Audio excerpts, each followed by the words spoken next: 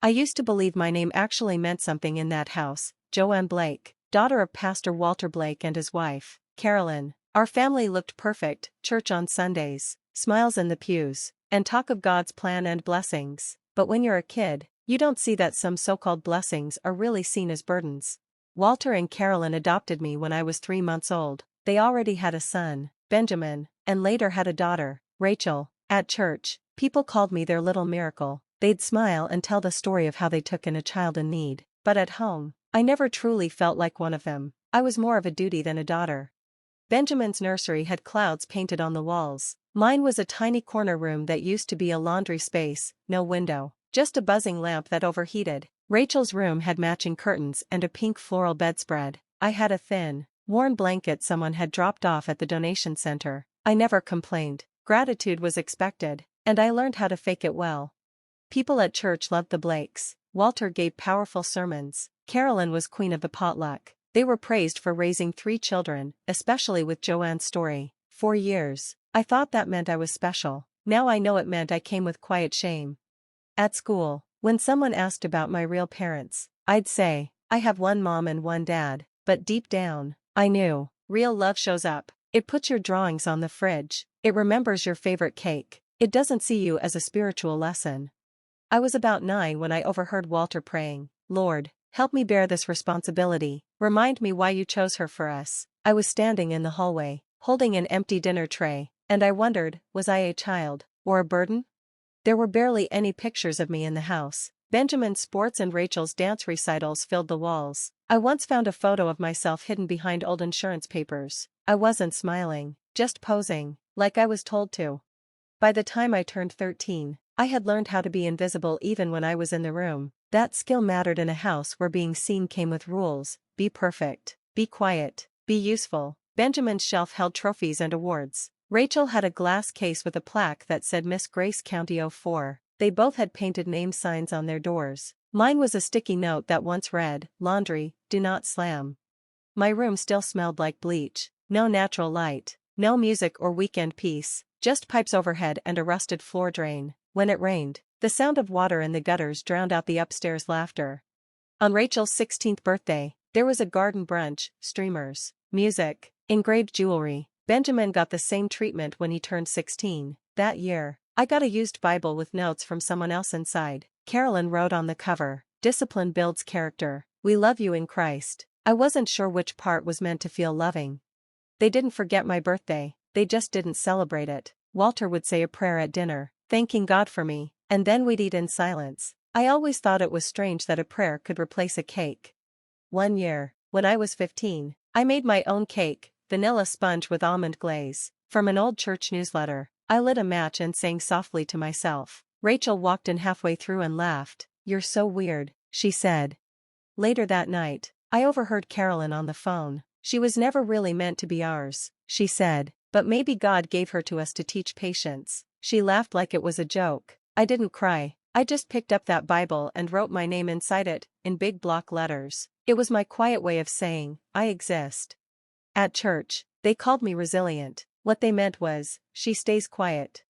Our neighbor, Miss Agnes, was different. She lived alone, wore slacks to church, and didn't care what anyone thought. She waved to me through the fence when I was about 10, holding a plate of cookies and asking if I liked birds. I did, but I didn't know much. She taught me everything, what they ate, where they flew, how they sounded. Her backyard had bird feeders and a rocking chair just for watching.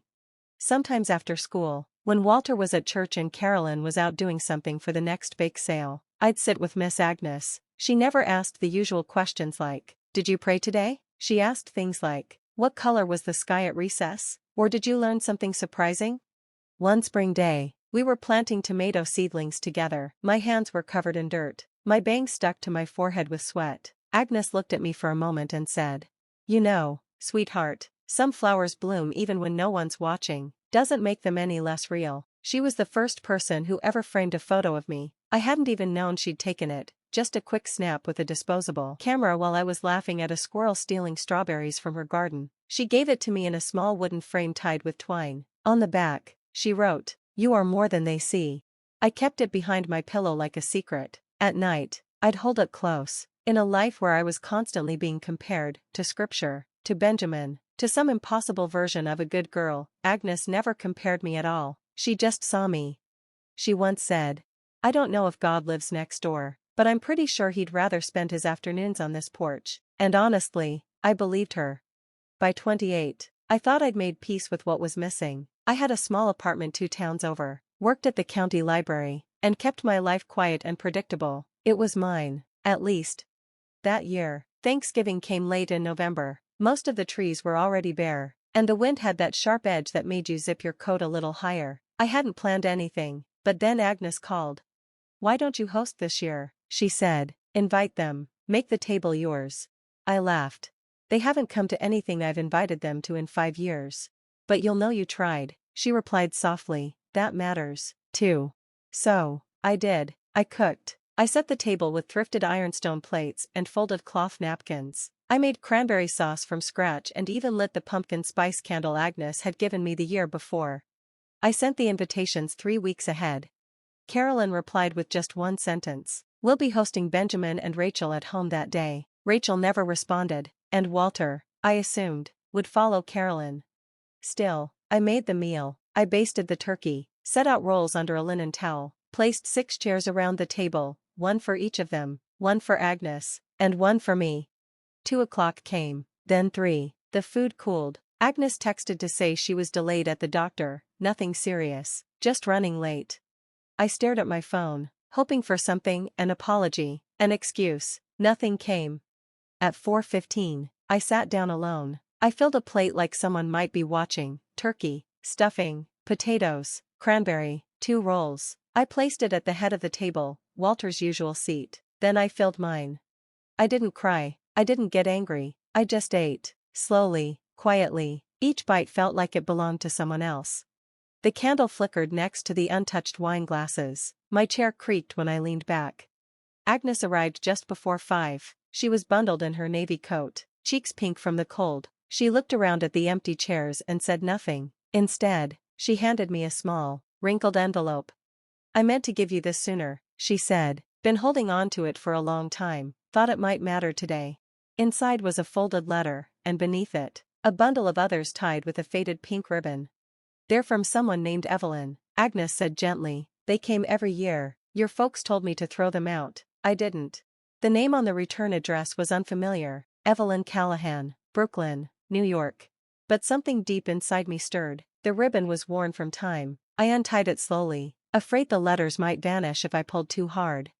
The top letter was yellowed at the edges. The handwriting, elegant, slanted, began with a name I'd never heard out loud.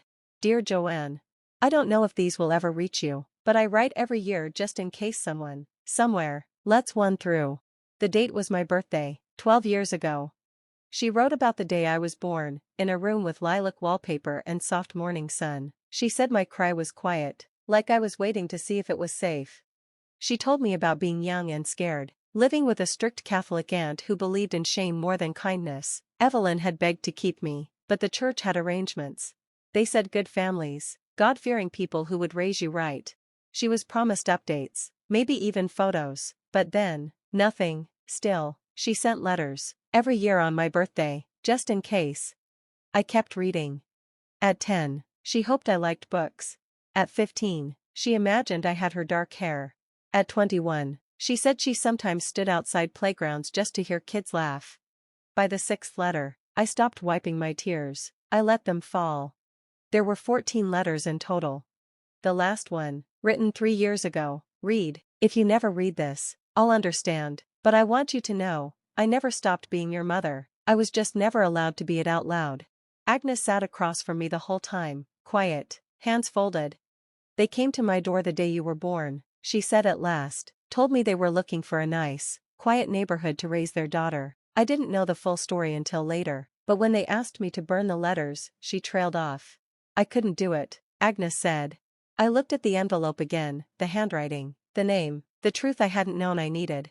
"I have to find her," I said.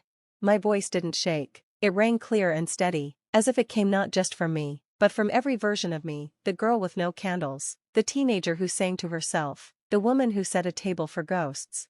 Agnes reached for my hand and gave it a soft squeeze. She never stopped writing, she said. That has to mean something. It did. I didn't call. I didn't want to give them time to prepare. Carolyn answered the door, wearing a Thanksgiving apron, in January. Her lipstick was fresh. Her smile faltered the second she saw me. Joanne, we weren't expecting. I know, I said, stepping inside. The house was exactly the same. Same stiff-backed chairs, same spotless floors, same portraits of Benjamin and Rachel lining the hallway, same quiet absence of me.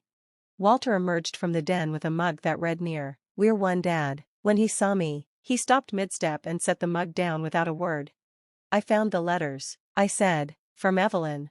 Silence. Carolyn's hand went to the counter. Walter blinked, slow, like he hadn't understood. "Agnes kept them," I added, 14, one every year. Walter glanced at Carolyn. Carolyn looked at the floor. "I didn't come for an apology," I said, "not for an explanation, just to return the narrative." I placed the bundle on the table, still tied with the pink ribbon. I didn't untie it. I wasn't there to be pitied or understood. "You told yourselves I was a trial, a lesson in patience, a burden sent by God." Carolyn opened her mouth, but I raised a hand. "You said I should be grateful, for food, for shelter, for God's mercy, but not once in 28 years did you thank me for being the child who never asked why." Walter's jaw clenched, still no words.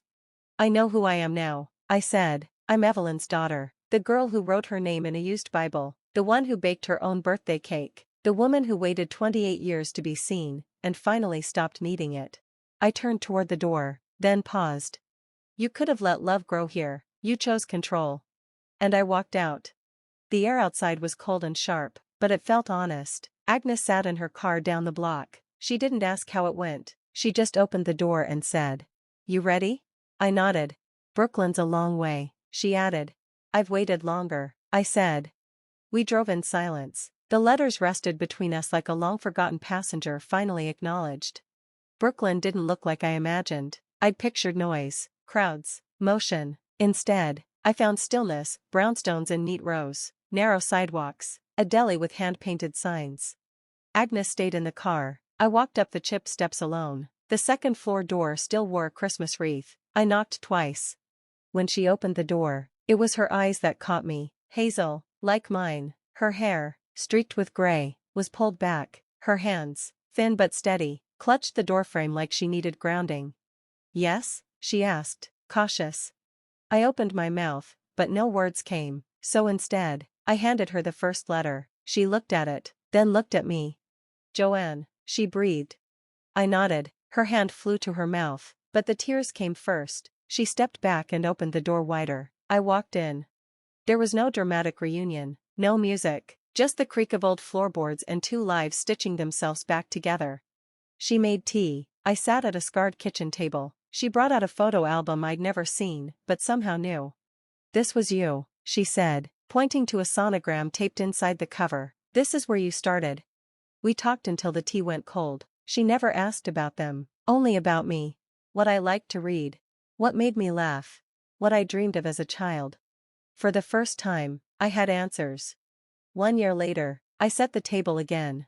Same thrifted plates, same folded napkins, but this time, the table felt full before anyone sat down, not because I expected them to come, but because I had chosen who belonged. Evelyn brought sweet potatoes with nutmeg and cinnamon. Agnes arrived with her molasses cookies, still warm in the tin. A neighbor brought homemade rolls, her little boy trailing behind with a paper turkey he'd made at school. We didn't dress up. We didn't recite verses.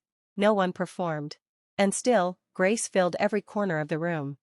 Before we ate, Evelyn stood, glass in hand. Her voice was soft, but steady. "I used to imagine what your first real Thanksgiving would look like," she said, eyes on me, "and I always pictured you at the head of the table, laughing, loved, free."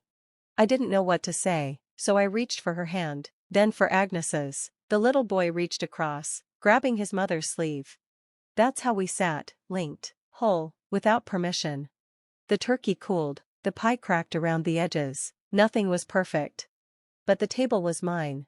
I kept the ribbon. Not the letters, those I gave back to Evelyn, where they belonged. But the ribbon stays in my top drawer, soft and worn.